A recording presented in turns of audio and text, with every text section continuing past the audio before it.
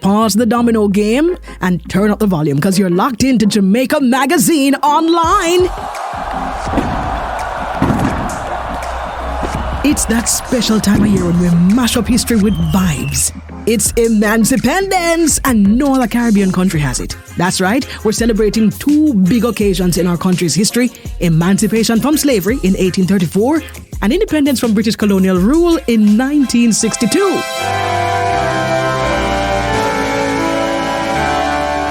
So whether you're waving a flag, enjoying some jerk chicken, or just soaking up some sun, stick around, because for the next half an hour, we're diving deep into Jamaica's rich history and legacy, cultural pride, and mixing in pure Emancipedence vibes. Jamaica Magazine Online starts now. Now, anybody who's really Jamaican knows that we start things out the proper way. So we start things off by taking you to church, to a time in Jamaica's history when services were more than tambourines and testimony. We're talking about preachers becoming freedom fighters and pulpits becoming platforms for rebellion. Stay tuned.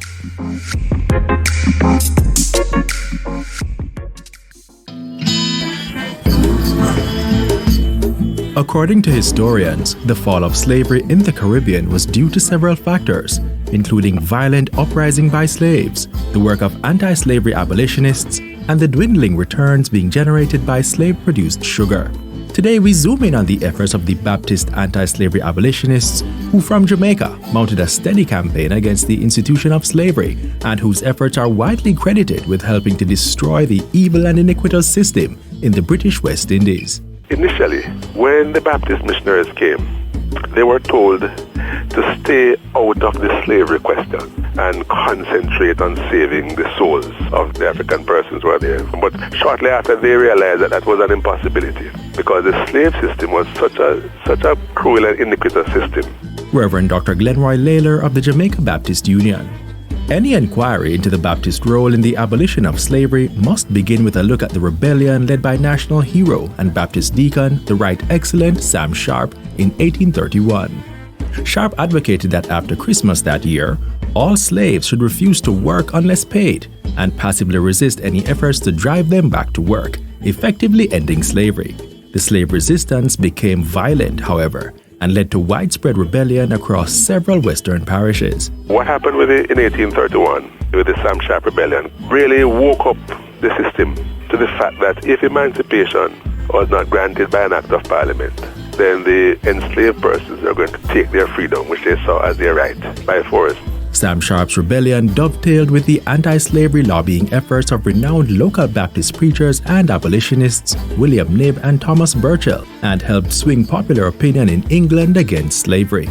The Emancipation Act was enacted in August 1833, less than 2 years after the Christmas Rebellion. Burchell's contribution largely has been part of the general mobilizing of the enslaved persons in the churches in and around Western Jamaica, and the general communication of the iniquitous system of enslavement to persons who were overseas. William Knibb is held in high esteem locally for dedicating much of his adult life to lobbying against slavery, even appearing on several occasions in the British House of Parliament to spread the anti-slavery message. In 1988, Knibb was posthumously awarded the Order of Merit, the nation's fourth highest honor, for his anti-slavery efforts. Baptist missionaries are also credited with assisting the slaves in making the transition into emancipation as smooth as possible, ensuring that they were not tricked back into enslavement. They assisted in the formation of free villages and community schools. The ministers also played an important role in helping the formerly enslaved persons to negotiate wage settlements. So they became a kind of a first and unofficial trade union. So there was the issue of free villages, there was the issue of labor negotiation, there was the issue of education. Meanwhile, the Baptist Church faced severe persecution for their actions, specifically from plantation owners who organized themselves into a union. After the Sam Sharp rebellion in 31-32, the Baptist chapels were burnt down by what's called the Colonial Church Union. Emeritus Professor at the University of the West Indies, Patrick Bryan. Still, the Baptists never abandoned their mission to work with the most underprivileged in colonial society and help improve their lot. It speaks to an understanding that the human being is made in God's image and it will be equal to everybody. They got that out of studying the Bible and having these prayer meetings and Bible studies on the plantations and in various places. Reverend Dr. Glenroy Layler of the Jamaica Baptist Union. The journey to achieve emancipation from slavery was a long and arduous one. Let us not forget the contributions of the various groups who fought bravely to help make it happen. We salute our Baptist brethren and acknowledge their role in making Jamaica what it is today.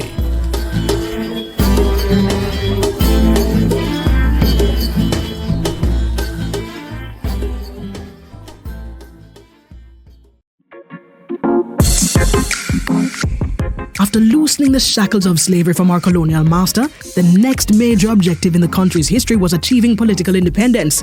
Now, it took some time, and there were hiccups, but it was a road that had to be trod. You see, back in the day, Jamaica was like a teenager living in Mama Britain's house. Plenty rules and very little say. But by 1962, it was time to move out, and we never look back.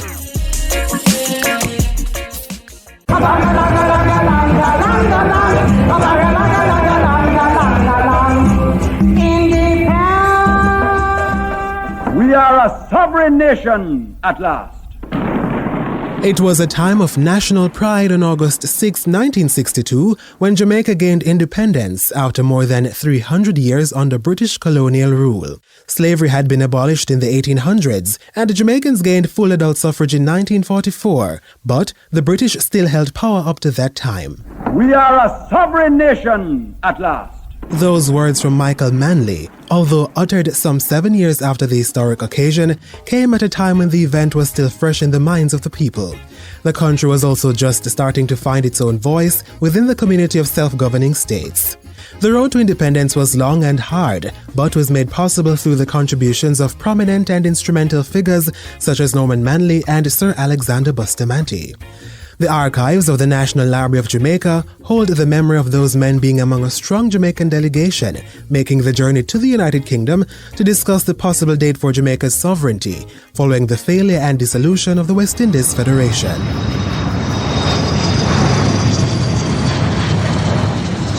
While addressing the Independence Conference at Lancaster House in London as Jamaica's premier, Norman Manley noted that the time was right to break ties with the motherland. There is no country in the world not now independent which is more fit to achieve that status than Jamaica now is.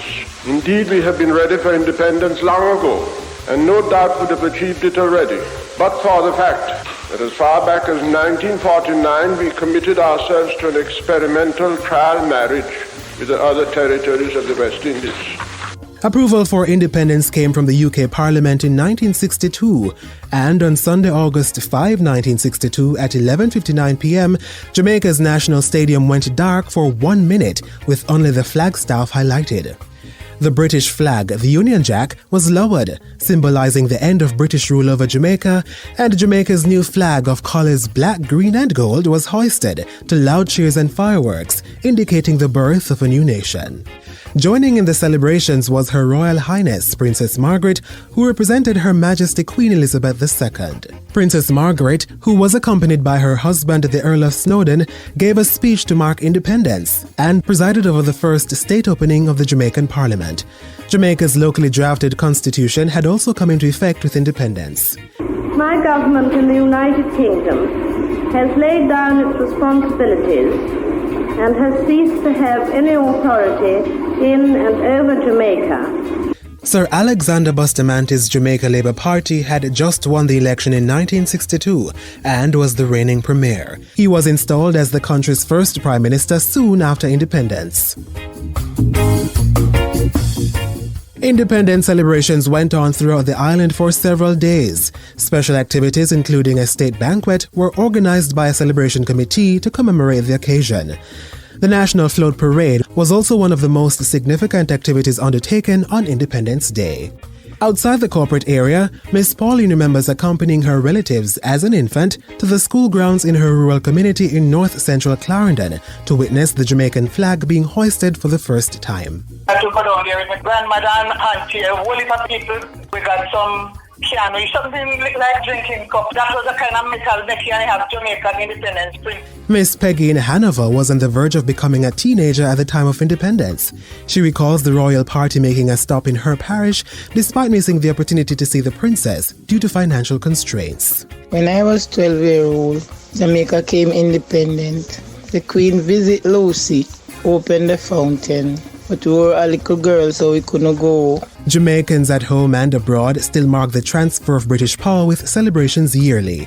The activities are to honor those who fought for freedom and are a reminder that the management of the country's affairs now rests in the hands of a locally elected cabinet.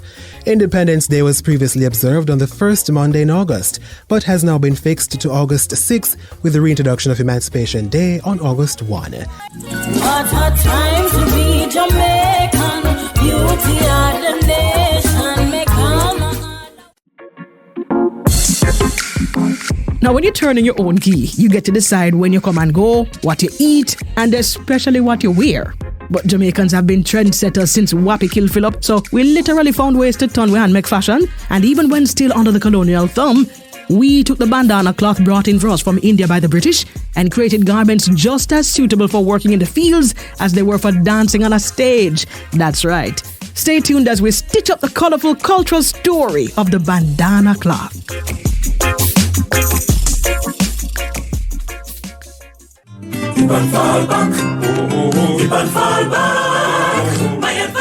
Out of many, we are one people. If you take a good look at the people around you, you will see a mixture of African, Indian, European, Jewish, Chinese, and Middle Eastern. The fabric of our society is interwoven in the people, the food, our dances, music, folklore, customs, language, dialect, cuisine, religion, various kinds of art, mannerisms, and costumes, which all form part of our colorful legacy. One of the special features of the Emancipedence celebrations is Jamaica's national fabric and folk costume, the bandana. The traditional folk costume is one that is loved and worn by many Jamaicans, especially during the Emancipedence period, in addition to other holidays, and mirrors the colorful nature of our people. The costume is a full-flared skirt made of madras bandana, predominantly red plaid cotton material, worn usually with a white blouse edged with matching bandana. Headwear varies from bandana wrapped in a special design to straw hat decorated with flowers. Bandana has been traditionally used to make the headdress and aprons of Jamaican peasant women and is most closely identified as the occupational badge of higglers or market women, though nowadays it is seldom worn. But where did the bandana come from? Bandana is really from an Indian word, banhana, which means to tie. The bandana fabric is said to have come to Jamaica by accident during the days of slavery. It was intended for the port of Bombay in India, but instead was shipped to Bombay in Manchester, Jamaica. The shipment was auctioned by the plantation owners who gave the fabric to their slaves for clothing. This the slaves used most skillfully, making stylish headgears and skirts which they wore on festive occasions or waiting on the slave master's table. From then, the bandana grew in popularity until it was incorporated into Jamaica's national costume. This light, inexpensive, and cool cloth became a symbol of Jamaican national culture after the 1940s. In days gone by, you would find the market woman with her beautifully starched bandana, apron, or a blouse, and more importantly, her head tie. The kata is a Jamaican word. The market women used to roll it in a sort of a bun and put it on the head, and they would balance huge baskets of market produce going to the market. And the whole thing of a head kerchief.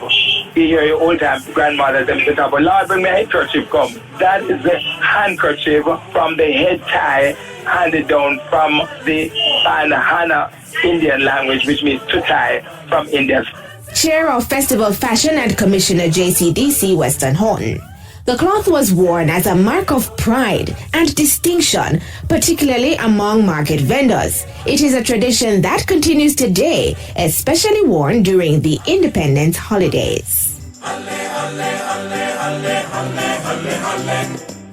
That's where we leave you for today. Make sure you catch on to the rhythm and get your bandana with denim and make your statement as we celebrate proud and free.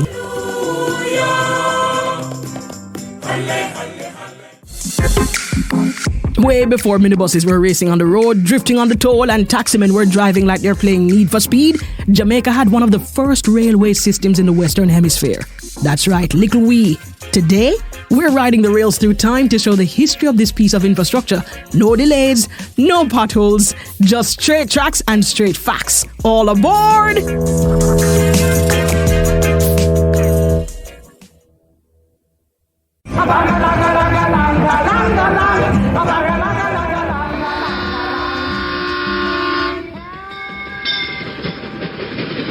With a history spanning more than 175 years, Jamaica's rail network is one of the oldest in both the Western Hemisphere and the world. Jamaica was among the first countries to have a railroad, with the first tracks being laid as part of the then Western Jamaica Connecting Railway on November 21, 1845, connecting Kingston to Angels in St. Catherine. It was a thing of great excitement and wonder. The company's new steam engine, the projector, having been attached, the train consisting of some 8 or 10 well-filled carriages started on the first railway excursion in the British West Indies. This was a mere 17 years after the United States opened its first railroad in 1826, and 18 years after the first railway line in the world, connecting the towns of Stockton and Darlington in England, were opened in 1825. Railway expansion continued in Jamaica over the period 1846 to 1864, with lines from Spanish Town to Old Harbour and Bowers River, Kingston to Stony Hill, and Anoto Bay to Montego Bay being constructed. Over the decades of the late 1800s into the first half of the 20th century, Jamaica's railway system experienced many good times as well as a few bad times. Ownership of the railway changed hands among private owners several times over the decades, until in 1960, just 2 years before the country achieved independence on August 6, 1962, at that time, the Jamaican government turned over the management of the railway to the newly established Jamaica Railway Corporation, the JRC. The government found it necessary to establish a railway act, which more or less gives the power to do whatever is necessary to operate a rail service, because the existing legislation at the time did not allow us to do that. After established the Railway Act, which allows the Jamaica Radio Corporation to be a little more flexible to operation. Consultant engineer at the JRC, Anthony Allen. When the JRC took control of the country's rail network, the primary cargo of the trains was agricultural produce, before eventually transitioning to primarily transporting bauxite for local companies among various routes. In 1969, passenger traffic using trains along the now long and numerous routes across the country was more than 1 million per year. However, by 1973, an issue that has plagued the railway system since its origin re-emerged, that of operating capital. By 1975, the financial crisis led to an inability to keep up with the maintenance of trains and lines, and in 1974, the Maypen to Frankfield line closed, followed by the Bogwalk to Port Antonio line in 1975. This trend continued for years, with routes being closed and reopened until October 1992, when public railway transport services ceased operating in Jamaica after 147 years. It's an economic decision because passengers really cannot really pay for the wear and tear of the rail and the maintenance for the locomotives and the track and infrastructure in general. So passenger trains really have to be subsidized. And over the years, the subsidy became more and more and more as the equipment age, as the track age, and therefore it proved to be very uneconomical to continue to move passengers. Since 1992, trains have hit the tracks to transport passengers across the island. In April 2011, the service was restarted along the Maypen to Linstead route, but was stopped again in August 2011. In 2022, trains made another comeback with the introduction of the student passenger rail service to provide safe and cost-effective transportation to students from Old Harbour and Linstead to Spanish Town. There are also plans to restore Jamaica's railway to some semblance of its former glory, with works in the pipeline that could see the return of a route from Kingston to Montego Bay. The bulk of the rich history of Jamaica's railway system is now largely preserved in the many train tracks that run across the island and the numerous abandoned and repurposed train stations, 14 of which have now been declared National Heritage Sites by the Jamaican National Heritage Trust. With the possibility of trains making another comeback over the medium term, the work continues as we reignite our nation for greatness. Rise, Jamaica, rise, and let us celebrate. Let's forget the past. Independence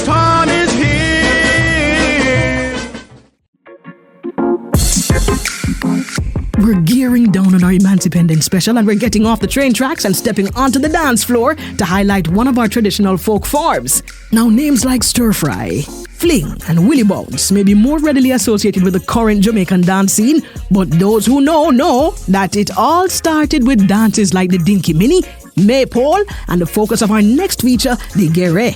So tighten your shoelaces, brace, and get ready to move, because the Gere vibes are coming right at you.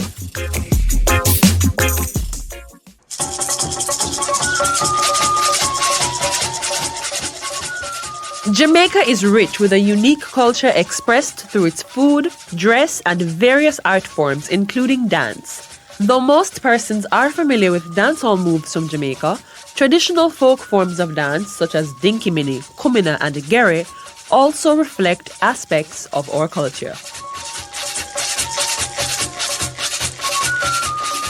The traditional art form, Gere, is mainly practiced in Westmoreland. Gere is a dance of African origin performed the night after the death of a person.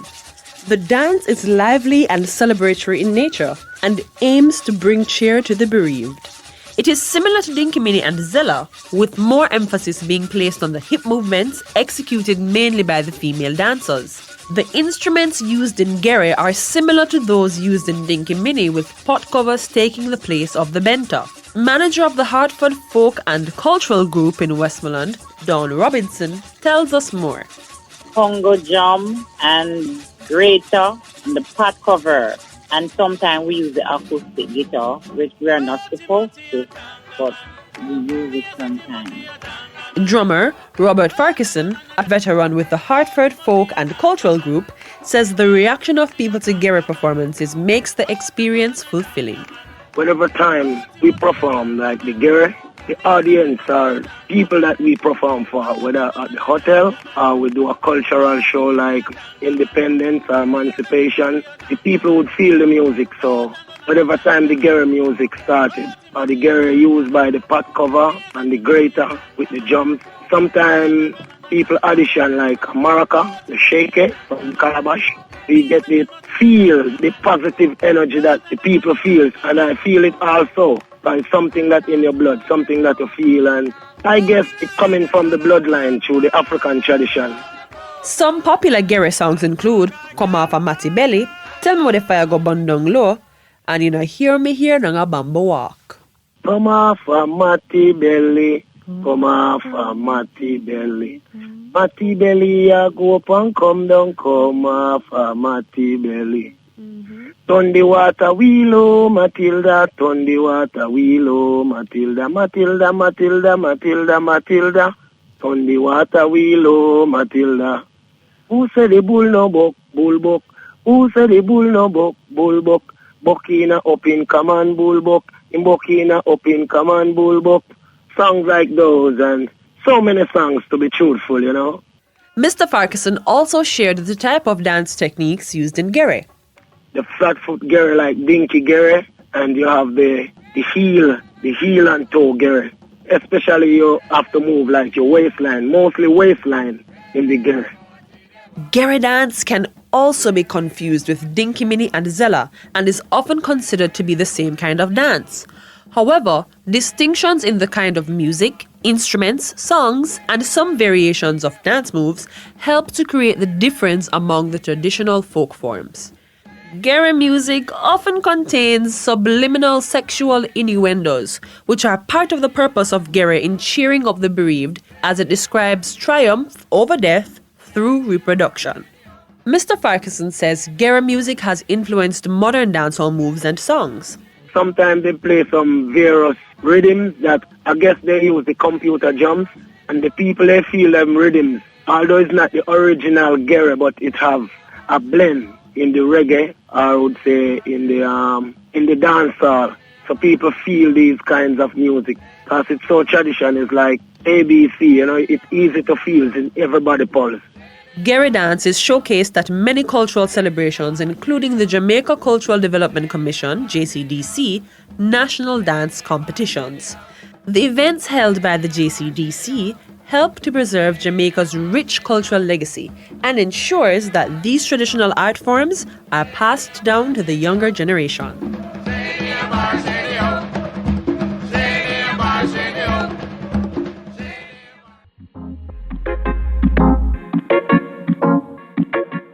just like that, we've reached the end of this Emancipedence ride.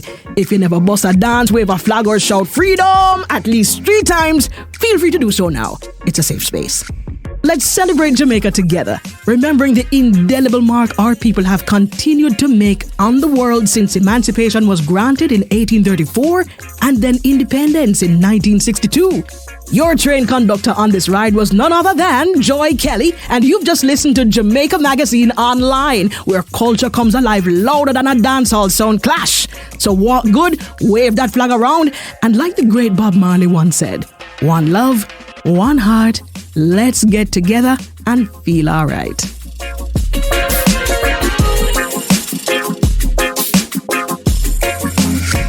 A production of the Jamaica Information Service, the voice of Jamaica.